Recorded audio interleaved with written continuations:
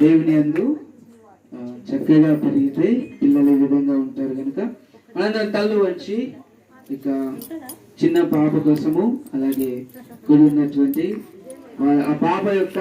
అక్కలు అన్నలు వాళ్ళందరి